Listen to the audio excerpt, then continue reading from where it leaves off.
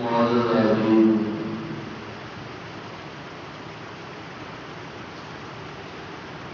عید الاضحیٰ بڑی عید اللہ رب العزت نے ہم سب پر احسان فرما کر ہمیں یہ موقع، یہ خوشیاں اپنے خاص فضل و کرم سے عطا فرمایا ہے۔ دعا ہے رب الجلال سبھی معنوں میں ہمیں یہ خوشیاں، یہ لمحات گزارنے کی توفیق نصیب فرمائے اور زندگی میں بار بار جو ہمیں یہ گھڑیاں اللہ ہم سب کو نصیب فرمائے، سلامتی کے ساتھ، عافیت کے ساتھ۔ اصل خوشی مسلمان کے لیے عبادات کے دنوں میں اللہ رب العزت نے خاص فرما دیے ہیں، اور جو بندہ مومن ان خاص دنوں کے اندر عبادات کو کر لیتا ہے،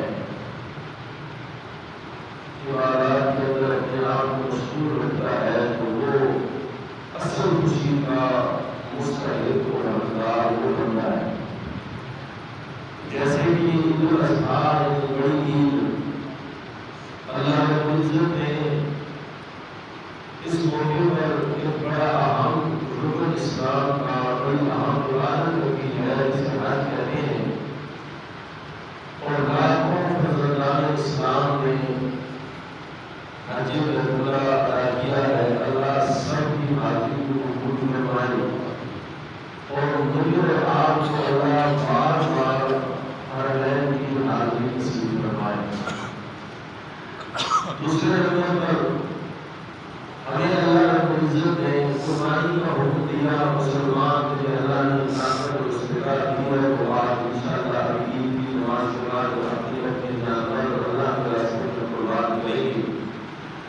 یہ بھی خوشی ہے کہ اللہ نے مال دیا ہے تو بندہ اللہ کے راستے میں اپنا مال کو قربان کر دیتا ہے، خون بہا دیتا ہے، مال لگا دیتا ہے، اور لگا کر پھر اللہ سے دعا کرتا ہے کہ اللہ میری اس قربانی کو، میرے اس حج کو یا تکمیلات کرتا ہے تو اللہ میری عبادات کو اپنے دربار میں قبول و منظور فرما۔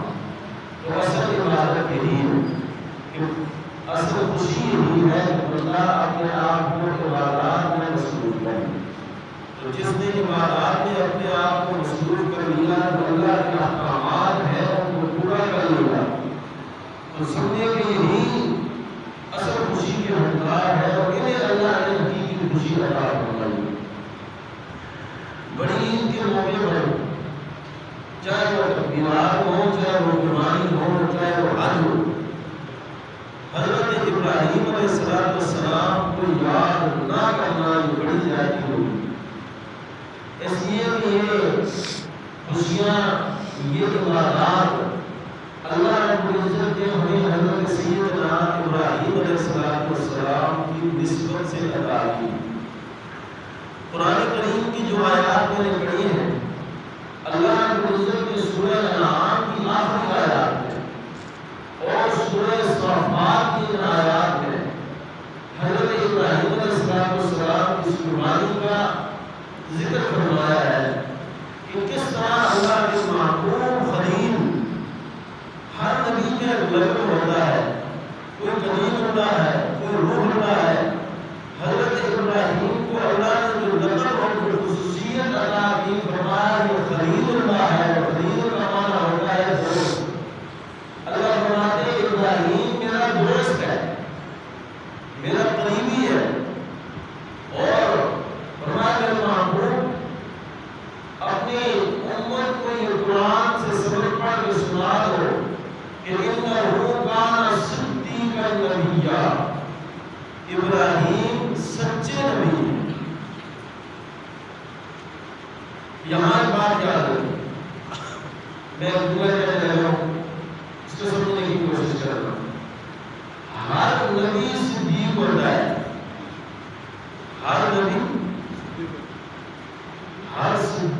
لیے نبی ہونا ضروری نہیں. حضرت ابوبکر صدیق رضی اللہ تعالیٰ عنہ، حضرت عمر صدیق، حضرت عثمان صدیق، سارے صحابہ صدیق ہیں، سچے ہیں. حضرت علی رضی اللہ تعالیٰ عنہ صدیق ہیں. حضرت معاویہ رضی اللہ تعالیٰ عنہ، حضرت حسن و حسین رضی اللہ تعالیٰ عنہ، حضرت ابو سفیان، طلحہ زبیر، یہ صدیق ہیں. ہر نبی صدیق ہوتا ہے. جو صدیق نہ ہو ان کا ایک میں نبی ہو، جو صدیق نہ ہو اور کا ایک میں نبی ہو، وہ نبی نہیں ہو سکتا. ہر نبی کے لیے صدیق ہونا ضروری ہے، لازم. اللہ نے فرمایا میرے محبوب اپنی امت کو میرے خلیل کا واقعہ پڑھ کر سنائیے، قرآن پڑھ کر سنائیے. جب ابراہیم علیہ السلام نے ہوش سنبھالا، دیکھا گھر میں امتحان شروع، ابھی سے ابتدا سے باپ شرک میں مبتلا ہے، اور ابراہیم کو اللہ نے مشن دیا ہے شرک کی جڑیں اکھاڑنے کا. دعوت دیتے ہیں ابا جان، یہ کن کی عبادت کر رہے ہو، کن کو پکار رہے ہو، کن کے سامنے سجدہ کر رہے ہو؟ اپنے ہاتھوں سے بناتے ہو اور پھر انہیں کو پوچھتے ہو جو نہ سنتے ہیں نہ دیکھتے ہیں. باپ نے کہا آپ کو اس بات کو چھوڑ دو، میں اپنے گھر سے نکال دوں گا. کہا ابا جان توحید نہیں چھوڑ سکتا، گھر سے نکلنا منظور ہے. چھوڑ دیا گھر، نکل آئے.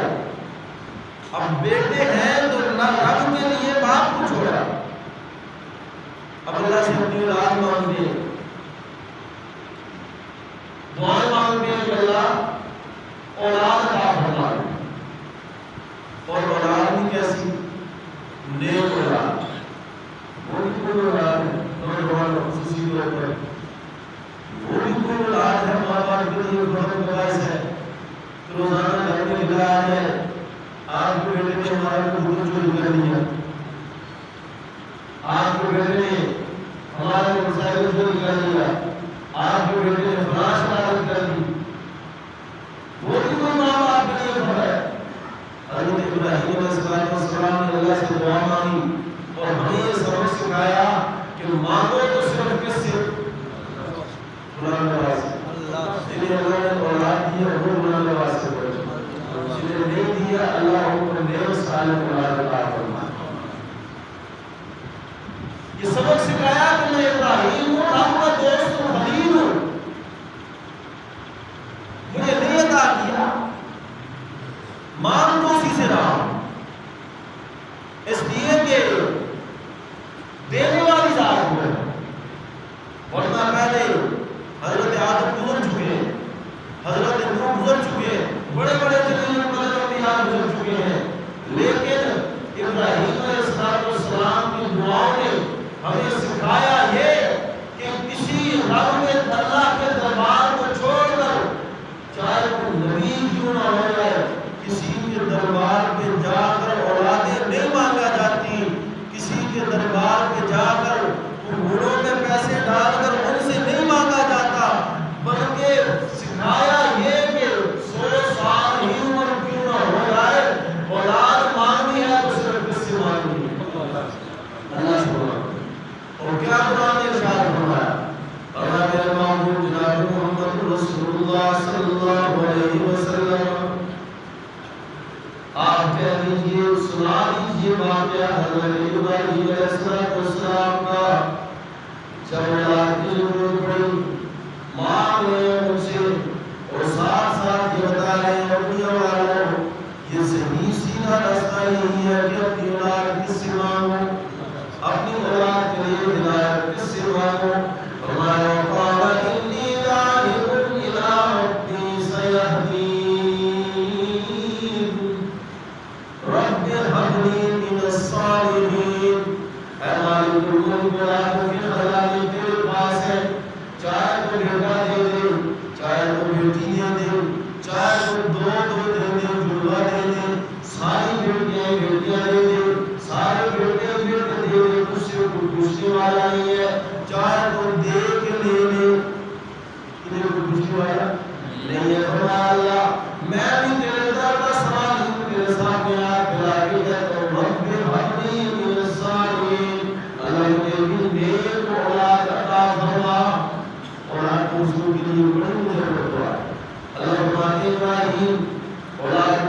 مانگی ہے میرے در پہ سواری کرے تو سنو پھر میں ایسی اولاد عطا کروں گا میں ایسا بیٹا عطا کروں گا کہ میرے کو چھری رکھے گا تو پھر بھی کہے گا ابا رب کا حکم ہے تو مجھے یہ بھی قبول ہے ایسی اولاد عطا کی فرمایا وبشرنا بغلام علیم دعا مانگی اللہ سے اللہ نے قبول فرمائی خوشخبری یا ابراہیم میں نے تجھے حلیم لڑکا عطا کیا ہے خوشخبری دیتا ہوں فرمایا فلما بلغ معه السعي قال يا بني إني أرى في المنام افرادی اور اسماعیل واقعہ جو حضرت ابراہیم کو حکم ہوا کہ بچپن میں بیٹا تھا تو باپ کو چھوڑا اب رب کے لیے اولاد کو چھوڑ دیا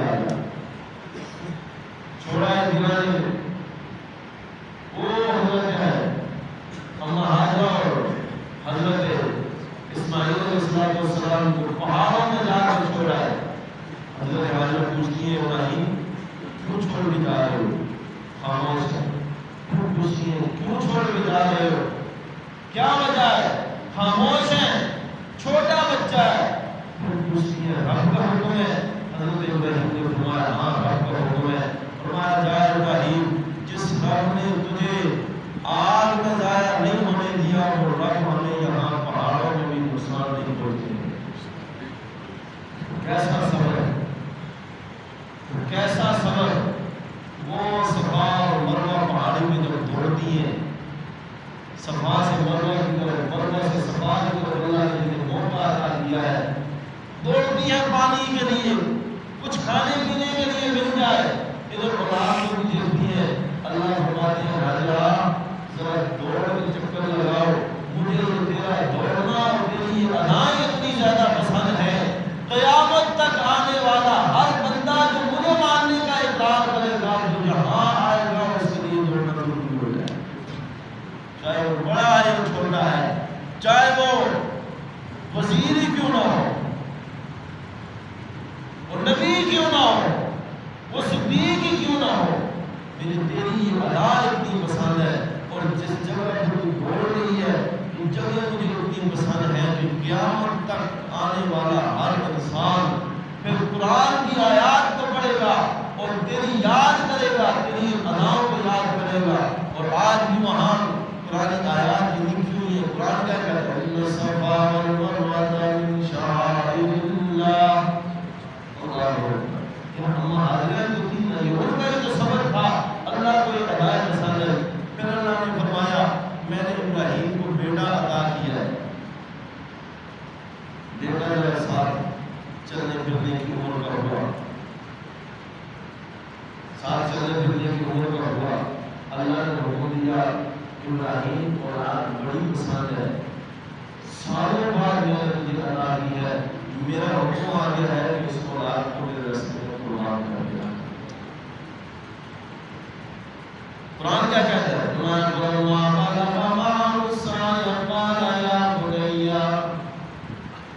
جب حضرت ابراہیم علیہ السلام کا وہ بیٹا حضرت اسماعیل دوڑنے پھرنے کی عمر کو پہنچتا ہے سایہ دوڑنے کی عمر کو پہنچتا ہے قال یا بنی انی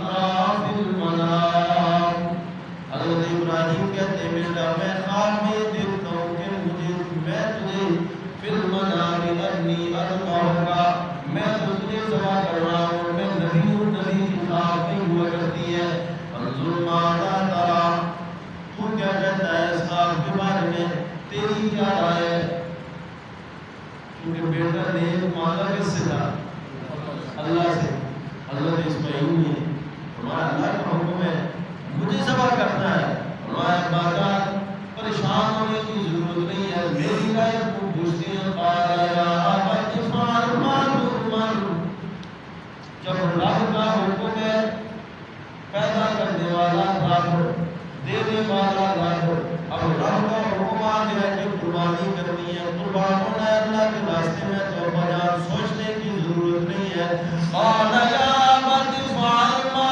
تؤمر جیسے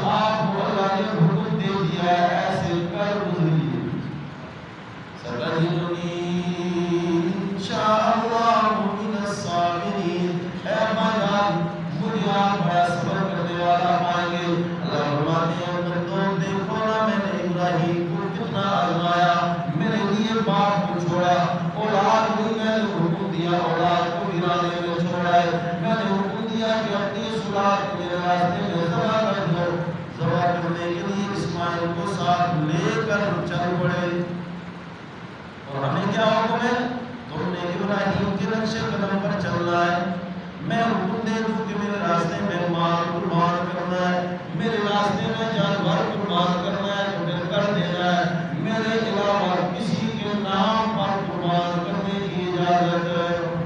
قرآن میں دوسری آیت جو میں نے سورہ انعام کی آخری آیت پڑھی ہے، وہاں اللہ رب العزت نے اسی بات کو بیان کیا۔ اللہ فرماتے ہیں میرے محبوب آپ بھی دنیا والوں کو بتا دیجئے، قُلْ إِنَّنِي هَدَانِي إِلَىٰ صِرَاطٍ رَبِّي إِلَىٰ صِرَاطٍ مُسْتَقِيمٍ۔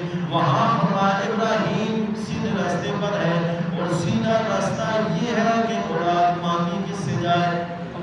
وہاں یہ فرمایا، یہاں یہ فرمایا میرے محبوب آپ کہہ دیجئے قُلْ إِنَّنِي هَدَانِي رَبِّي إِلَىٰ صِرَاطٍ مُسْتَقِيمٍ دِينًا قِيَمًا مِلَّةَ إِبْرَاهِيمَ حَنِيفًا۔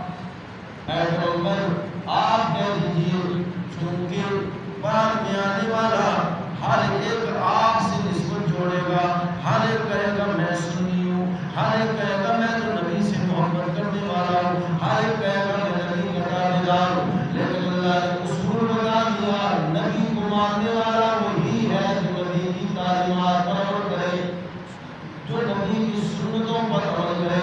جو اللہ فرماتے ہیں قُلْ إِنَّنِي هَدَانِي رَبِّي إِلَىٰ صِرَاطٍ مُسْتَقِيمٍ۔ اے پیغمبر آپ کہہ دیجئے میرا رب مجھے سیدھے راستے کی طرف میری رہنمائی کرتا ہے، اور وہ سیدھا راستہ کون سا ہے؟ دِينًا قِيَمًا مِلَّةَ إِبْرَاهِيمَ حَنِيفًا، جس پر حضرت ابراہیم علیہ السلام قائم رہے، وہ دین حنیف یکسوئی والا دین ہے جس پر حضرت ابراہیم علیہ السلام، کیونکہ مشرکین مکہ کیا کہتے تھے؟ ہم بھی ابراہیم، ہم بھی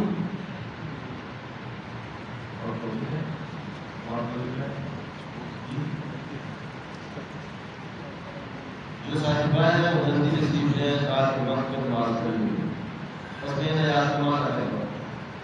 وہ کیا کہتے تھے؟ ہم بھی کیا ہیں؟ ابراہیمی، ہم بھی۔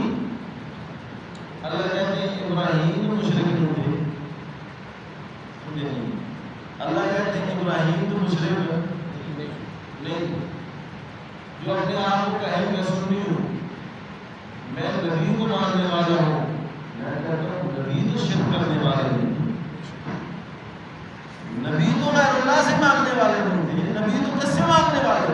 اللہ سے مانگنے والے۔ یہ جواب دیا اور پھر کہا قُلْ إِنَّ صَلَاتِي، میری نماز، قُلْ إِنَّ صَلَاتِي، میری نماز کس کے لیے؟ غوثیہ نہیں، للہ، کس کے لیے؟ نماز صلاۃ غوثیہ اور صلاۃ کیا اللہ فرماتے ہیں ابراہیم کیا کہتے ہیں؟ قُلْ إِنَّ تم بھی نماز میں کہتے ہیں التحیات للہ والصلوات والطیبات، عبادات کس کے لیے؟ اللہ کے لیے۔ قُلْ إِنَّ صَلَاتِي، آپ بھی کہہ دیجیے قُلْ إِنَّ صَلَاتِي وَنُسُكِي، میں اللہ تیرے سامنے ہاتھ باندھ کے کھڑا ہوتا ہوں، تیرے علاوہ کسی دربار میں کھڑا نہیں۔ قرآن کی آیات سورہ انعام کی آخری آیات ہے قُلْ إِنَّ صَلَاتِي وَنُسُكِي وَمَحْيَايَ وَمَمَاتِي، میری قربانی کس کے نام کی؟ اللہ۔ میری نظر و نیاز کس کے نام کی؟ میری منتاں اللہ کے نام۔ وَصَلَاتُ نُسُكِي وَمَحْيَايَ وَمَمَاتِي، میری زندگی اور موت کس کے لیے؟ اللہ کے نام۔ اسی لیے یہ زندگی، یہ جان کس کی دی ہوئی ہے؟ آج بات کا احساس کرو، یہ جان کس کی دی ہوئی ہے؟ اللہ کی دی ہوئی ہے، اور ہے کس کے لیے؟ اللہ ہی کے لیے۔ اس لیے اپنی جان پر بھی بندے کا اپنا اختیار نہیں۔ اللہ مار دے لیکن بندہ جو خود اپنے آپ کو مارتا ہے، بندہ جو خود اپنے آپ کو مارتا ہے، نہیں سمجھو، خود جب اپنے آپ کو مارتا ہے، اللہ کہتے ہیں جان تو تیری ہے نہیں ہے، تجھے کس نے اختیار دیا تو اپنے آپ کو مار رہا ہے؟ یہ اللہ کی ہے، اللہ کی، اس لیے وہ کسی کا ہے نا، وَمَحْيَايَ وَمَمَاتِي की लिल्लाहि रब्बिल, ये अल्लाह ही के लिए है, ला शरीक लहू, उसका कोई शरीक नहीं। यही कुर्बानी सिखाती है, यही तकबीरात सिखाती है, और यही हज सिखाता है कि सब कुछ किसके लिए, अल्लाह ही के लिए। मैं हो चुका है नमाज ईद अदा करते हैं। नमाज का तरीका सुन रहे हैं, चूंकि साल में 2 दफा ही आता है। सबसे पहले नीयत करनी है कि मैं नमाज ईद पढ़ी हुई ईद अल अज़हा के लिए करता हूँ, और नमाज सिर्फ किसके लिए, अल्लाह के लिए। ज़ायद नीयत है कि बमाए ज़ायद से तकबीर, उसमें ईमान सबसे पहले अल्लाह अकबर कहेगा, सना पढ़ेंगे सुभान अल्लाह व बिहम्दिका व तबारक अस्मुका व तआला जद्दुका व ला इलाहा गैरुक। फिर उसके बाद 3 तकबीरें हैं, कानों को हाथ लगा के छोड़ देना। 3 तकबीरों के बाद सूरह फातिहा, मामूल के मुताबिक नमाज, रुकू सजदा, फिर उठकर इमाम सूरह फातिहा और साथ तिलावत के बाद रुकू जाने से पहले फिर 3 तकबीरात कहेगा और अल्लाह अकबर कहकर कानों को हाथ लगाकर छोड़ देना है। फिर बाकी उसके बाद 3 तकबीरों के बाद रुकू सजदा और नमाज के बाद इंशाअल्लाह शुक्र और दुआ होगी। अल्लाह रब्बुल इज्जत हम सबको ये ईद की साथ है, ईद की साथ हम सबको नसीब करे।